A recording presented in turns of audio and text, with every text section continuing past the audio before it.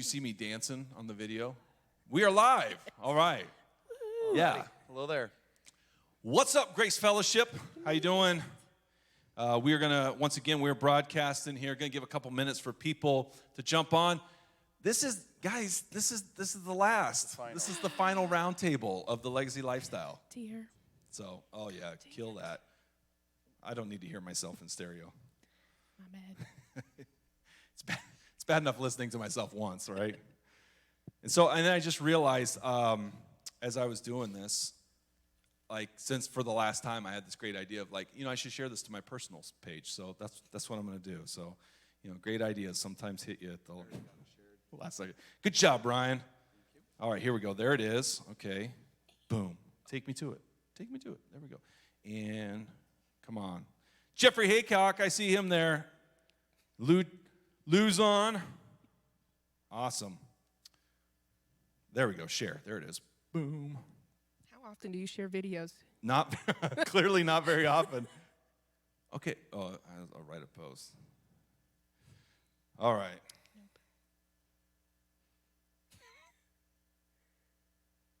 All right. You guys can talk amongst yourselves.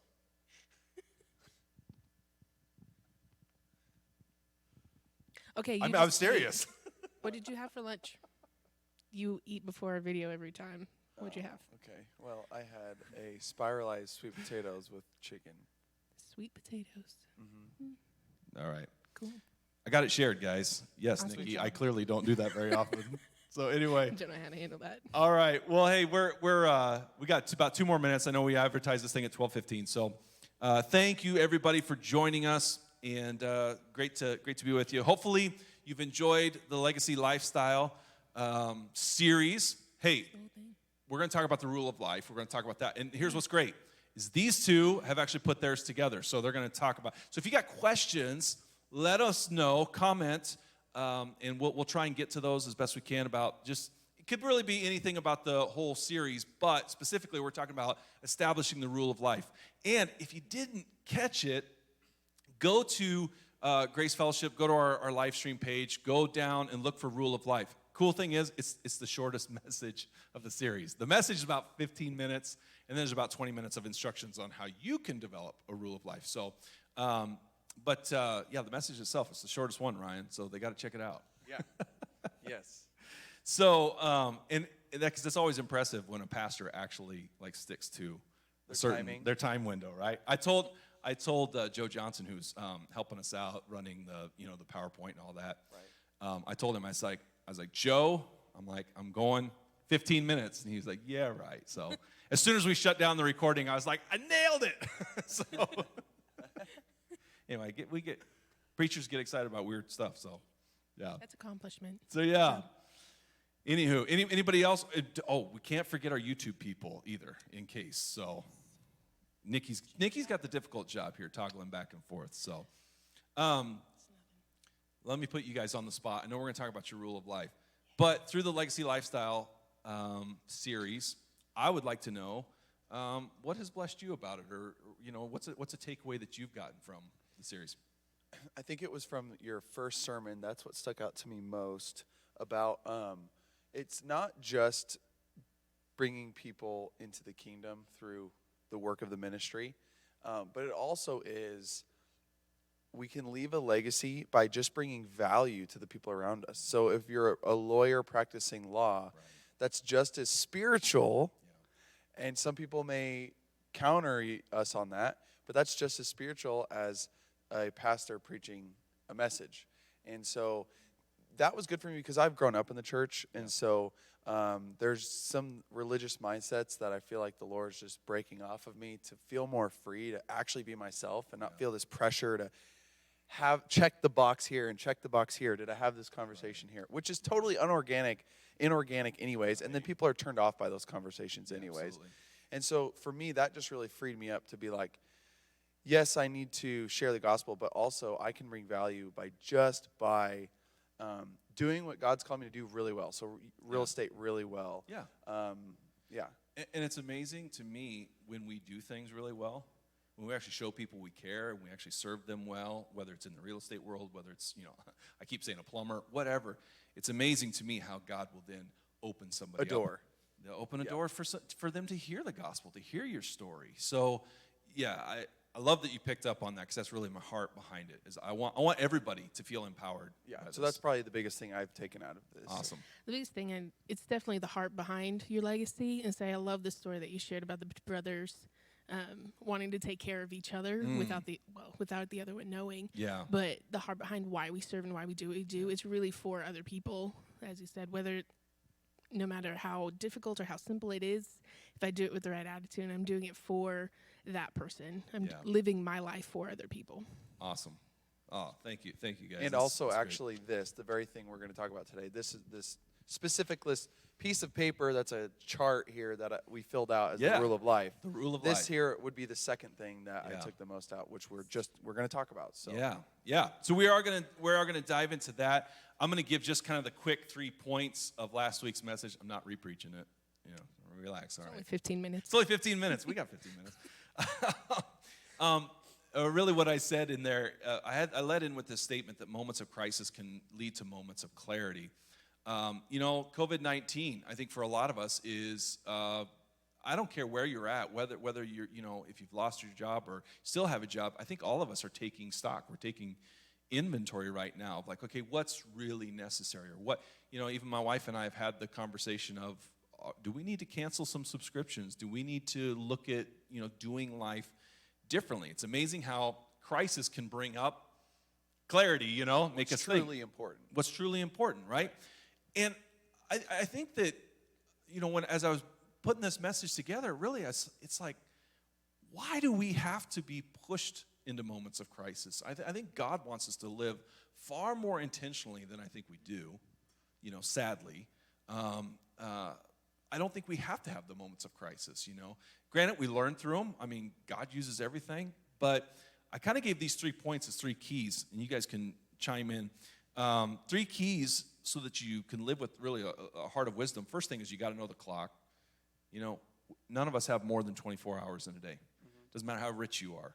You can't buy more time, right?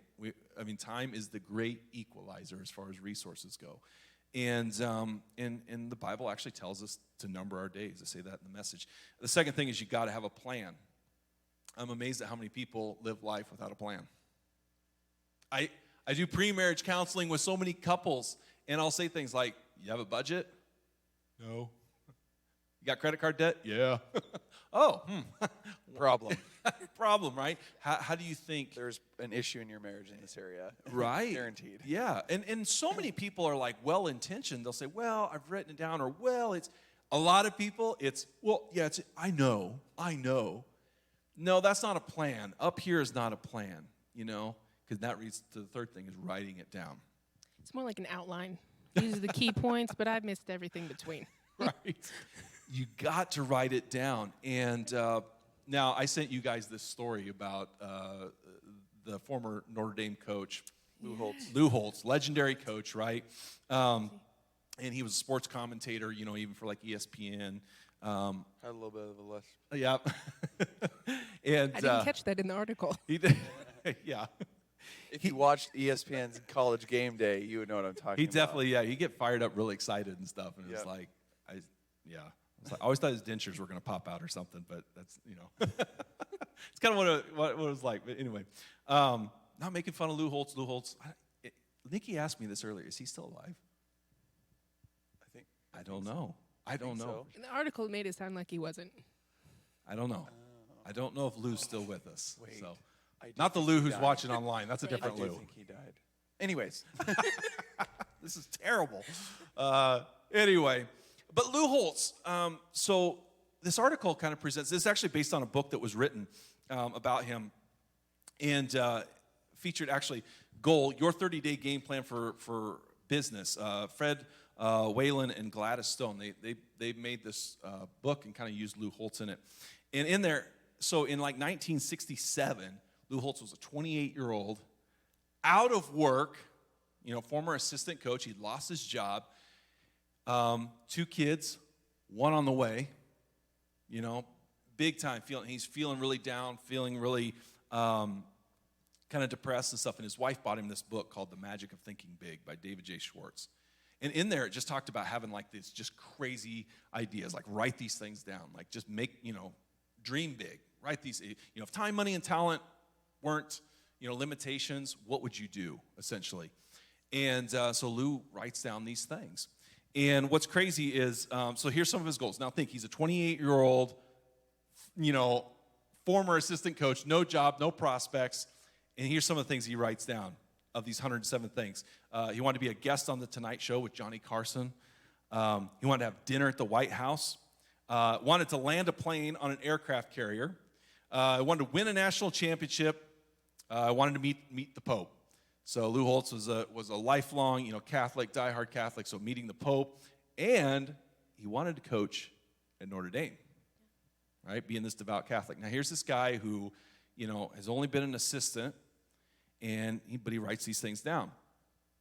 Well, 3 years later, he gets his first head coaching job at William and Mary College. So in 1970, it's not Notre Dame, okay?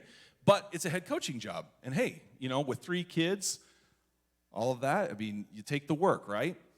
Well, while he was there, he wins a conference championship. While he wins this conference championship, catches the eyes of bigger schools. Here's what blew me away, was Minnesota wanted him to come and be their coach.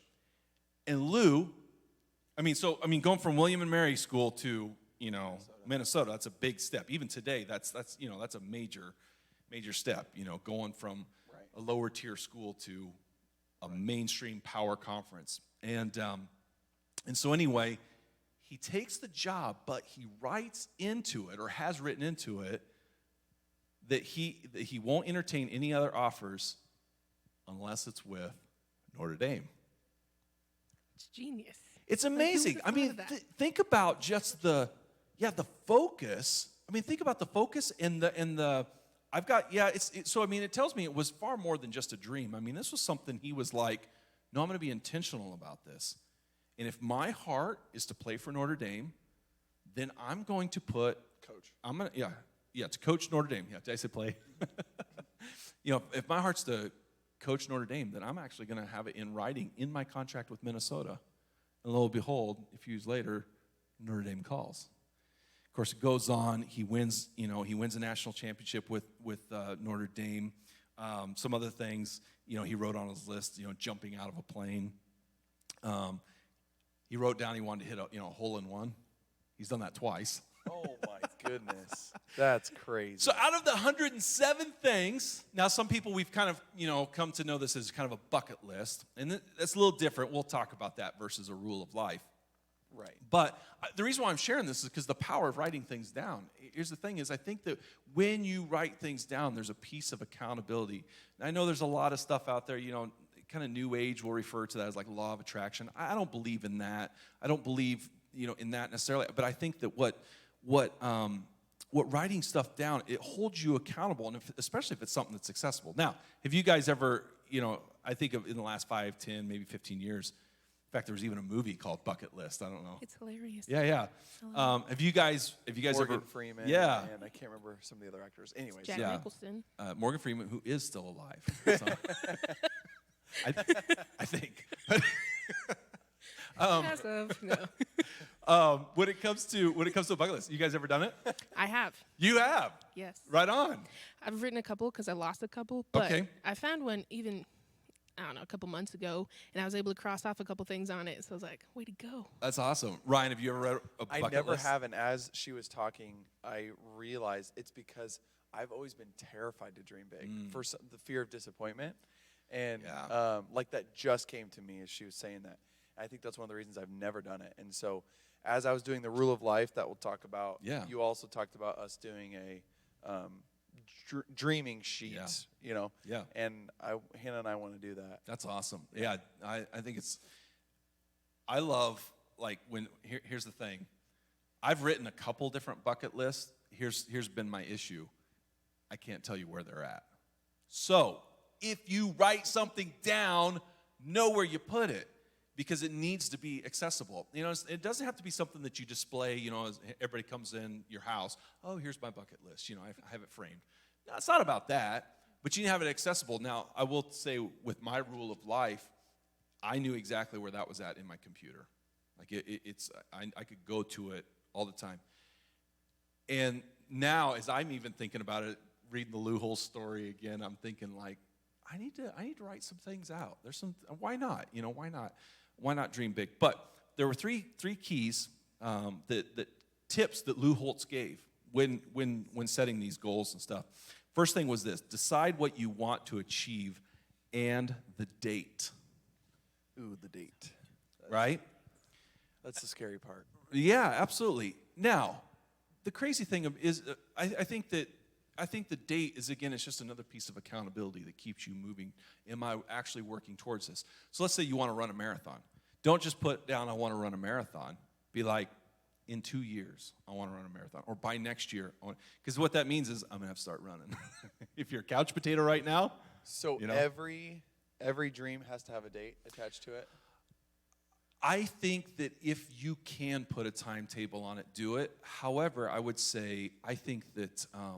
like if I want to go to tour Europe, yeah, I don't necessarily have to put a date on that because that's something I could do at any point in my life. Okay, but why not? Why not? Even if it's you got to take inventory of your life, where you're at and stuff. Okay, maybe you want to tour Europe after your last child graduates high school. That's true. Maybe that's Or something before you and have Hannah. kids. That's good. Or before you have kids, which would that bump things up a ways, So. We've already done that a couple times, actually. I think that obviously you got to look at the factors, look at things. I mean, what's this going to take financially? What's this going to, whatever your goal or your dream is, and factor some of those things in. Here's the cool thing: it can always happen ahead of schedule. And you might, let's say, if you set a goal for 2 years, it's good at that point to look at that 2-year time frame. If you haven't achieved it, to take inventory of, okay, why haven't I achieved it? Was this realistic? Was this? And it's okay to let yourself off the hook and say, no, probably in 5 years. Now, like with Lou Holtz, like here's the thing. So one of his things on his list was to get a hole-in-one. How do you put a timetable on that? So I can't imagine that all 107 things, but it's recognizing there are some goals that are within your control to some extent. And like what you said, with the keeping track of the clock, he would have to play golf. Right. To even know or try to get a hole-in-one. Yeah. So just to make time for that in his schedule. Yeah, absolutely. So decide what you want to achieve and the date. So I think that's a good general rule of thumb. Some things you might not be able to put a timeline on, right? The second thing, know what skills you must acquire. So if you have a dream of being on American Idol, you might need some voice lessons, right? Actually, I tell my daughter this all the time. She was in this phase where we were watching America's Got Talent. And she was like, Dad, can I be on America's Got Talent? Of course, I mean, as a parent, you want your kids to dream. And it'll be like, no. I wasn't going to say that. However, I'm also not one of these fluffy foo-foo parents that are like, oh, yes, honey, you can do whatever you want. No, I look at her and go, those people that you see singing on there, they put a lot of practice time in. But if you work hard, maybe you could be on America's Got Talent. I don't want to, squash the dream, but I want to give her a realistic. And so she's asked me a couple times, since, Dad, when am I gonna go try out for America's Got Talent? I'm like, when are you practicing?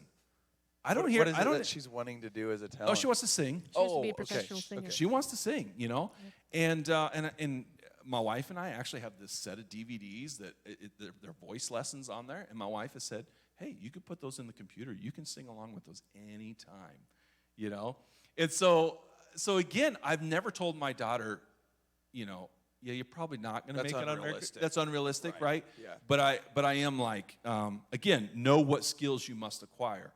Honey, if you want to do that, got to put in some time. Third thing Lou Holtz says is this: consider who you have to work with to achieve it. And again, I think this gets back into, even with the legacy lifestyle, the power of relationships, right? To achieve dreams, no matter what, you're going to be working with other people. Something I learned in my seminary classes here just within the last year, I'm recognizing that some of the dreams that I have are going to take divine connections. I realize if some of these things are going to be fulfilled, then it's going to take knowing the right person, knowing certain things. And so it's okay to pray and ask God for divine connections. What's one of them that you're willing to share? Okay, yeah, sure. So I would love to write a best-selling book, all right? So the great thing about the course that I've been on the last couple Not years. just a book, a best-selling book. Best-selling book, why not? Yeah. Best-selling book. Probably on something on leadership, something maybe it's the legacy lifestyle, who knows, right? But I would love to maybe even turn the legacy lifestyle into a book. But for it to do, I have a dream of, it'd be great if it'd be a bestseller or something. Well, I can't just make that happen. I mean, that's going to take divine connections. So now, obviously, I want that if that's what the Lord wants. There's a lot of that I'm putting in His hand. But the cool thing about my seminary journey in the last 2 years is I'm doing far more writing than I've done probably in all of my years combined up to this point. Just putting my thoughts to, paper and getting That's really cool. down. That got me excited. Yeah. So you'll buy the book? Absolutely. Good. No, I'll give you a personal, Only if it's signed. autographed copy. Yeah, that's right. Yeah, you guys deserve it. So that's kind of some of the power of writing it down. I really wanted to just take a little time for our viewers and talk about why my heart. Because I won't tell on this person, but this person who watched the message last Wednesday night, and I asked him. I said, Dad, did you write this down? Oh, oops. There was. Dad, did you write stuff down? My dad's like, oh, I got a plan. My dad's one of these guys, like it's all up here and stuff. And so I'm like, no, Dad, write it down. As your pastor, I'm telling you, no. It's weird being your dad, your mom and dad, like one of their pastors. Sorry, Lou just said that Lou is still alive and he lives in Florida. Lou said Lou is alive. Yep, according Right. to the computer. Right. Okay. Thank you for the fact checking. We appreciate that. Real-time fact checking. All right, Lou is our fact checker now, so all right. And Ellen would take an autographed copy of your book She'd as well. take, oh, right, sweet. Up to like 3 copies now, so we're on our way. So, but we're going to switch gears here now. I'm going to do less talking, all right? You guys are going to talk to me just about your process of creating your rule of life. Now, as we set this up, and here's something I really want our viewers to listen to. Listen, the rule of life is not a bucket list. It's not even necessarily a goal. Now, you may have some goals on here, but rule of life is different in that it is Discipline, a daily discipline. It's a discipline of life. It's like a budget for your life. So have you told, when you spoke last week, Yeah. did you specifically explain what it looks like here? Yes. Yep. Oh, okay. Yep. All right. Yep. We laid that out. Kind of having the daily, weekly, monthly. But again, it doesn't have to be the grid sheet. There's some people who they write it, whatever works for you, whatever works, whatever flow. There's some people that just write a series of statements on a sheet. Daily, I want to do these things. Weekly, I want to do these things. Well, So. Should I just say how it's laid out again real quick? Oh yeah, you can go for it. Yeah. So on the sheet, you have the 5 columns on top and then 4 columns on the side. And the top, it's spiritual, physical, family, financial, and vocational.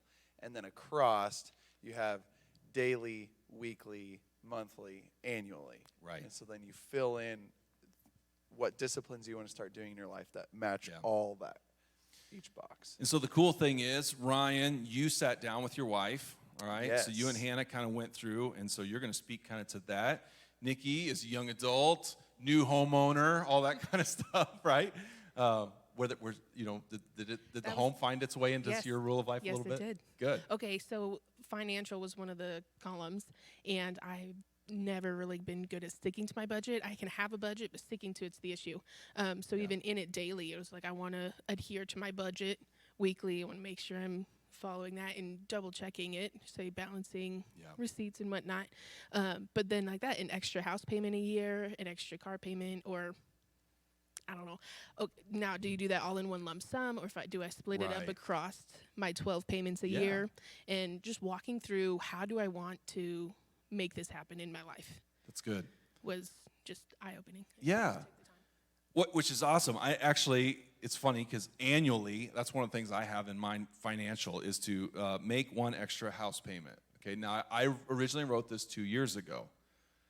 I haven't done. I haven't done it. So I'm just going to tell you. Listen, you might put some things down, and even 2 years into it, you're like, I'm still striving for this. You guys could very well know this, but since I'm in the real estate world, Yeah, did there you know go. You can contact your bank and fill out a sheet, and then they can automatically withdraw a designated amount of money that you want directly from your account towards principal only. And this is why you need to follow Ryan Bruna, because he gives a Monday real estate minute every week. All right, so That's right. Is it what's your page? Plug your page. It's just Ryan Bruna, Home Real Estate of Kearney is my Facebook page, There and you that's go. where I post Right. my Monday minute because Monday I don't want to Minute. bore you with too long of time. So it's 60 seconds. That's your next minute. You can fill out the paperwork with the bank. Oh, There you that's go. true. There. Okay, that's what You I'll do. heard it here first, though. But yeah, so like Hannah and I, when we closed on our house, so to help her fulfill her rule of life, we figured that to every month to come up with that extra money to put towards an extra principal payment would just be unrealistic because there's going to be other things we want to put it towards. So right away we just decided, let's just add $100 extra towards principal a month directly from our account, and then just act like we don't make that money. Yeah, that's good. And we never even think about it. It's just a part of. That's really good. Yeah. Yeah. Okay. Fantastic. So That's really helpful. good. Now I got to Yeah. rework that column. No. So you can make it a monthly thing instead of worrying about a lump sum. Anyways, Right. And so just like, and so what if let's say you get in a bind one month and you're like, oh, I could use that extra $100. I mean, it's just as simple as contacting your bank and Yeah. saying, don't do that this month. Yeah. I'm sure or something. Okay. There you go. See, it's good we talk about this stuff, right? Well, and there's a lot of crossover between them because my Yeah. financial one is dependent on my fitness or my personal health column. Yeah. If I'm eating out, that changes my budget as well as my exercise regimen because eating out is not as healthy as making my own meals. Right. But as well as a couple other columns. There's like many of them bleed into other columns. True. So Yeah. And that's the beauty of the thing. I mean, again, the whole trellis, idea that this is a structure for your life. This is and you're not always going to get it right every day. And so, yeah, is there anything else just as you're putting stuff together? I don't know, there's a lot. It's one of them I was contemplating. I want to read certain types of books or a certain amount of those books because I do a lot of reading, but a lot of it is just fictional and I don't know, just not like growth and encouraging books that I could be reading. So I just wanted to make time for that. It was like, is really one a month the amount I want to go Yeah. for, or is it more like one a quarter? I'm like, Right. that's 4 a year. That's not very many books. Right. So it's like, but one a week, that's 52. Can I logistically read 52 books in a year? So it's like just walking through the processes of what do I really want and what is God calling me to do Right. to make these disciplines attainable. One thing you said about your goals is you don't want to be let down. And Yeah. so that's what Chris said is just reviewing your sheet often enough that it's okay. You can rewrite it. If Yeah. I'm not making my 52 books a year because Yeah. I missed 3 months, no, I can change that in my rule, or I can make, even just looking at it, show myself where I need to make more time in my day Yeah. to make those goals. so you said to make more time. So I did this rule of life on Sunday with Hannah, and then on yesterday I had a real estate training with my teammate Robert, and there was this coach that we were listening to is telling us these things we need to do, and I'm just sitting here like, how am I going to do all this, And then it just dawned on me. I was like, I need to start making my time work double for itself. So I want to listen, or I want to read more books. With my personality, I can hyperfixate on things. I'm type A. I want things to be perfect. And so if I read, like if I have the book physically in front of me and I read something and I don't fully understand it, I'll go back and reread it like 10 times. Yeah. And then it'll be like 30 minutes past and I've read one page of the Yeah. book. And that just doesn't work. So then I'm like, well, and I want to start running every day. I haven't been doing that. So what if I go for a run and listen to an Audible book? And I was just like, ding, ding, Yeah, ding. absolutely. So it helped me doing the rule of life, getting them with the coaching, or that would probably be goals. That would go under the goals thing. Yeah. To how do I merge these two? And like kind of like the crisis thing you said. In moments Yeah. of crisis, I felt a little moment of crisis yesterday when I was like, there's so much stuff I Can't have do to this. accomplish. Yeah. It was like, okay, how am I going to do this? Right. Right. Well, and the thing is hopefully, as people will allow this to provide structure for their life and to provide, kind of the shaping and molding aspect for them, you're going to realize that there are things that you are, if you're paying attention, there's going to be things that come to the surface as you're like, oh, I have more time than I realize. Yes. Or I'm giving stuff That's true. here. Or like you said, listen, I'm glad you mentioned fast food, because absolutely, Jesse and I both, if we break the budget, for us, it's because, we took too many, drive-through trips, and it's not that our grocery bill was out of whack. It's that our, and we have a budget for fast food. We have a budget for entertainment stuff. But the problem is like, and that's something like for us, like we have a weekly thing where her and I are supposed to sit down. So weekly financial review spending and budget with Jesse, all right? That's written in my, that we'll take this time every week. Again, is that something, my goal, I want to do that every week. But we go through seasons. We go through seasons where we do really, really, really good. And then all of a sudden, we kind of get, a little relaxed, a little bit like, life happens. Oh, things are good. We've put some money set aside. And then all of a sudden, it's like, wham, something hits. And you're like, we got to get back to doing that. And it's just revisiting the structure. And a lot of it, you look at it and you go, man, these things are really good. Here's what I want people to understand is structure can actually bring about freedom. Yes. Yes. People look at structure as like constricting. No, not if done right. Structure can actually provide a great amount of freedom. That is one of the things with the spiritual side, looking at trying to set up my Sabbath, and it's like I need a plan of what to do, otherwise I'll just do nothing. And so it's like having a structure, having a plan. Yeah. I've noticed, even just thinking about it, it's like there'll be so much freedom. Like I could do an hour of reading, and I could do an hour of worship and prayer, and still have the whole day to do nothing or whatever. But so hearing you say structure creates freedom, I have a fun story for you. So a lot of people see financial budgets, and then I like to call it, Hannah and I, we do a weekly life budget, meaning what are we going to do with our time this week? Because we're both super social, so we've learned that we have to be like, okay, what are we actually doing this week? What are we not going to do? Okay. So at first, like especially for people with financial budgets, that feels super constricting.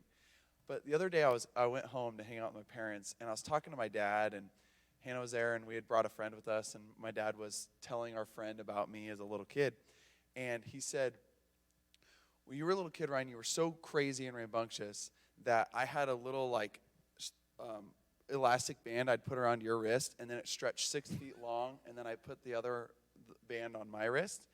And he said, but you loved it because you could just run around about 6 feet about you and like do things, and I would just kind of, just sit there or whatever, walk, and you would run around. And I actually loved it. And I just thought, man, that's so, I think has a spiritual connection, because my dad was at least giving me the 6 foot freedom to play around. If I didn't have that leash, then I probably would have tried running off, and he would have got mad and said, come back. And he said, stay right next to me. And then I wouldn't have been able to move. And then I wouldn't have been having any fun. And so that 6 foot leash actually brought me a lot of freedom. And so I think that's great, man. That's a great way of looking at this and thinking about this. How are we doing, like, with YouTube and Facebook questions? Is there anything? So Kendra was really appreciative of your comments on the house payments. Oh. Nice. Yeah. So great. There you go. The Monday Minute. Melanie made it on YouTube. Who? Melanie. All right. Thanks for joining us. Awesome. So okay, what were some of the biggest challenges you guys faced of setting up the rule of life? Because it's not all just easy. And then I would say, what's your challenges, and what advice would you give to someone who's like starting from scratch? Okay, so what's been your biggest challenge, and how would you advise someone to set up their, like what are some strategies? Okay, biggest challenge. How would you advise someone starting from scratch? Okay, Hannah and I did it together. Now Chris said that we need to do one on our own too. So, but we did start together, which I think was really good. And it took us like 2.5 hours. I mean, it took a lot of conversation. And the biggest challenges is, so like I said earlier, you have your 5 columns. Or you can add another column if you want. But like spiritual, physical, family, financial, and then work, vocational. And it was funny because with Hannah and I's personalities, there was a certain column that was hard for Hannah, and there was a certain column that was hard for me. And for Hannah, it was the financial column. When we were like setting actual like some guidelines here, or one in particular was we've been saying, so like you guys have been wanting to do an extra yearly payment on your mortgage. Mm-hmm. For us, it was we need to actually start putting money into our retirement. We've been putting money into the house and actually haven't been doing it. So when we were writing in the 50% income, you could just hear Hannah go, because she knew that meant some of the extra spending money was leaving her presence, as we were writing it down. And I was like laughing and laughing and laughing. And then we get to the physical column, like working out, what are your what are your disciplines there? And I was like, I'd rather just go hang out and do something fun. I don't want to. And like you could just, and she was laughing because she does good at the working out. And you could just hear me like, and so that was a challenge, but it was also kind of fun to see where we have our own struggles. But it's good. Like today, so run 3 times a week. Now you guys can hold me accountable. I'm going to run today. And if you can ask me the next there you time go. see All me, right. did you run that day, Ryan? Yeah. So, because of this, that's why I'm going to run today. So, and something that, as you just shared that, what I really want people to connect with is, okay, don't make running 3 times a week your thing because you think, wow, that sounds good that Ryan said that, so I'm going to do that too. No, really the idea behind this is let the Lord speak to you. Ask God what He would desire for you. That's good. I do think that physical activity and financial responsibility, all of these things, all these disciplines need to be a part of our life. But I did this in the spiritual column with prayer. If you're not praying on a daily basis, don't jump in on your rule of life and say, I'm going to pray an hour a day. Don't, because you really are setting yourself up for failure unless the Lord has actually told you to do that. But here, and this is why I said, revisit this in 6 months, because in 6 months, if you really let the Lord speak to you, you're going to realize even things that you've written down, you're going to go, that was probably more me than it was the Lord. Well, and that's just like a financial budget. It typically takes, like Dave Ramsey says, it takes 2 to 3 months to really get a budget down to where you're like, oh, this makes sense. This fits for me. I think the same goes for a rule of life. So for the control freaks out there like Ryan and I, don't fear failure, right? Don't. Learn from it. Celebrate failure. Learn from it, right? So, okay, so that was your challenge. If someone were to say, okay, Ryan, this sounds great, I want to do this, how would you guide them? Like, what amount of time? You said 2 hours, that's where I was going to go. I'd say the first thing is don't expect to get this done in 15 minutes. If you get it done in 15 minutes, personally, I think you're not actually trying. I really do think, like, if you're a single person by yourself, it should probably take you at least an hour. Like set some time aside. I still have 2 blank squares, and it's killing me. It's like because I want every box to have something in it. That's not a bad thing to shoot for. I will say that, like I've told people, it's okay if you don't have every box filled in. Because again, it's really about. The other thing is you could overwhelm yourself by putting too many things on there. Yeah. Really hone in on. Because you can always build on. That's a good point. So actually, that's kind of what Hannah and I did, is we actually only did 1 point per box because I kind of subconsciously thought that, like, man, if I put too much on here, it's just going to stress me out. And so, even looking maybe back, start out with just 1 point per box. I would say even looking back at mine, there's things where I go, yeah, I still want to do that. But there are some things, which was kind of cool when I was showing you guys, there were some things that I'm like, oh, wow, I need to actually remove that because I actually... one of the things was Taekwondo 2 nights a week, and that was set with because I always wanted to get a black belt in Taekwondo ever since I was a kid, and I was in Taekwondo, and the school shut down when I was like 2 belts away, and it was just one of these things in the back of my mind of like, well, when I started it with my family, and we kind of started doing this whole Taekwondo thing, getting a black belt. I want to set out to do that. Well, I did that. I really I didn't want to pursue it past where I was. I still want to like stay active and all that, but it's like I achieved that goal. Well, I need to like remove Taekwondo 2 nights a week, from my list. But it's kind of cool to look at that and go, actually, it's kind of a bucket list thing, right? The black belt thing, like, wow, like I achieved that, and so that's really cool. The 24-hour Sabbath thing, I've done really, really well with that in the last 2 years. But one thing annually I have on here is set goals and review progress. Do you I have want to do better at that. Do you have a link or like a PDF that we could post on Facebook and send out in an email? I did send these out Okay. via email. Okay. But yeah, if you need those or need me to resend them, just let me know. Contact me at the church, and Yeah. we can do that. All right. So challenges, Yeah. Nikki. Challenges. Well, as I said, filling it in. But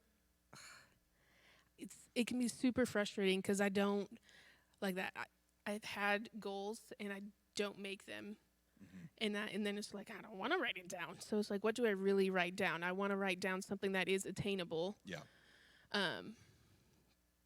Yeah. But then, like you said, we got to be able to come back and review it. It's not a failure if I don't make my goal.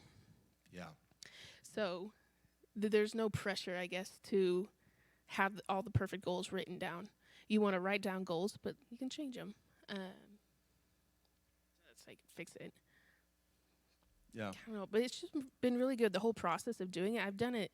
Okay, so I split up the time because I'd review it for like an hour, and then I'd want to pray about it. And it's like, okay, is this really what I thought, or is this God speaking? Yeah, So that's I've good. done it like 4 different days Yeah. across the last 2 weeks, just to sit down and focus on either a different column Cool. or a different part of the year, whether it be weekly Yeah. or quarterly or whatever. But just the That's good. process of going through it, just taking time and talking to God through it, I guess has been helpful in setting attainable goals.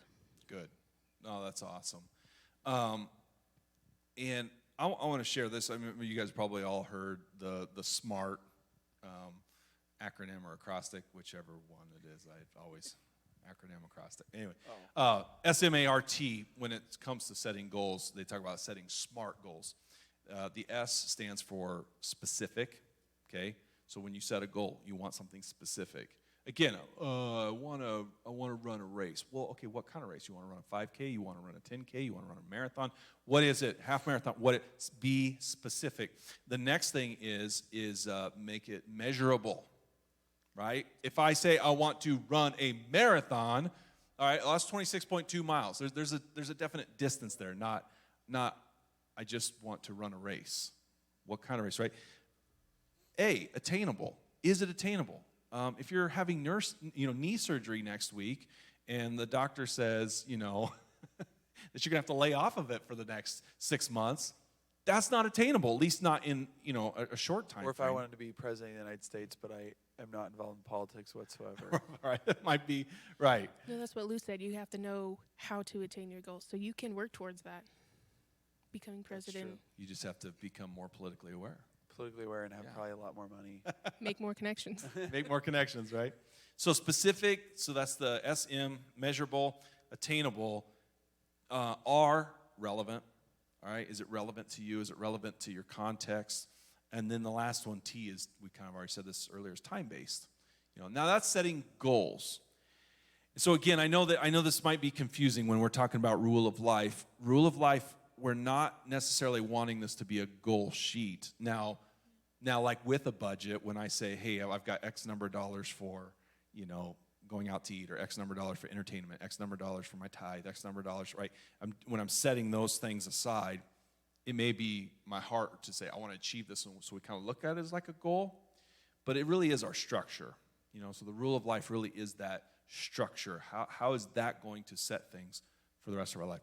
But I think it plays into goal setting like hand in glove. Because as you understand, this is how I'm spending my sense. life.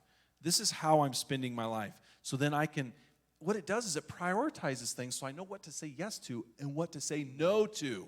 Yeah.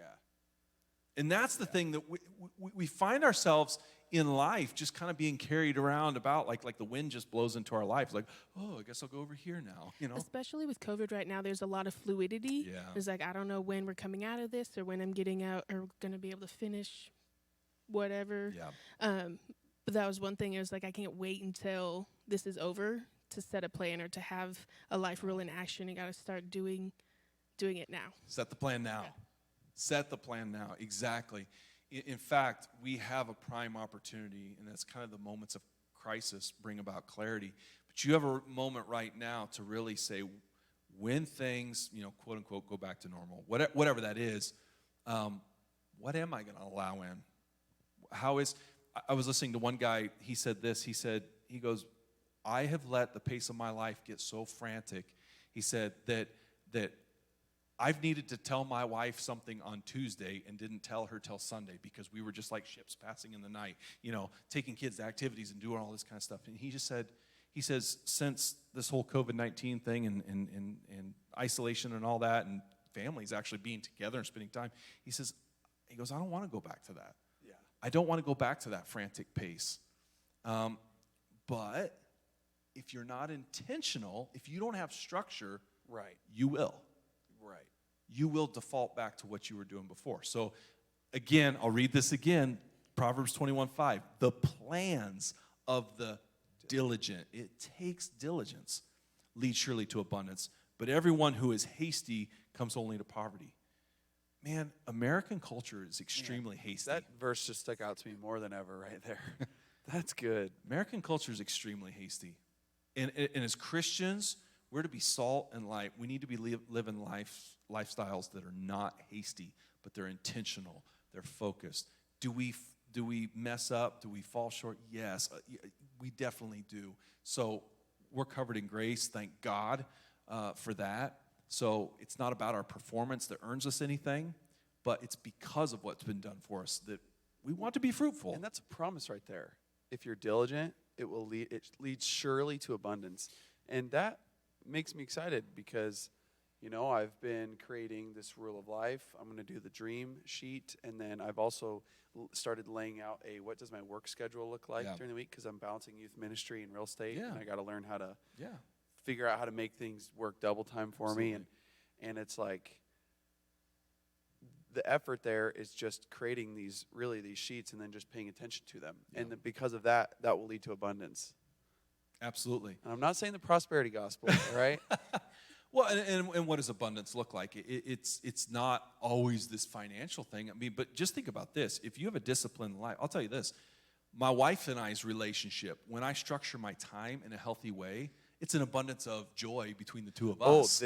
This right here. Yeah. Just to be really real, Hannah and I bought a house in August, and we'd been remodeling it, and we just kind of we're a little disconnected, and just feels like the last couple months it's been really easy for us to get irritated with each other, like one little thing is Right. And when we did this, we felt more connected than we felt in a long time. That's awesome. That's actually a huge point. I forgot to even talk about that. That was why I'm so excited about this thing, is because honestly it drew us closer again. Very cool.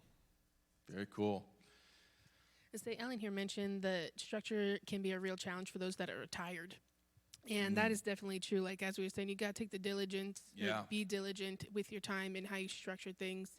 Otherwise, it'll just get away from you. And listen, being retired it's a new normal.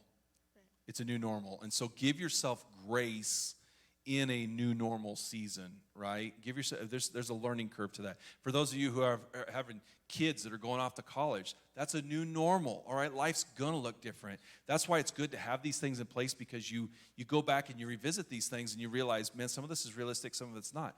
Life changes. Seasons change. There are new normals that we have to adapt to. So when you're in that, give yourself permission to dream again, to not be afraid of failure, right? And maybe limit this is a side note, but I feel like maybe I should say it.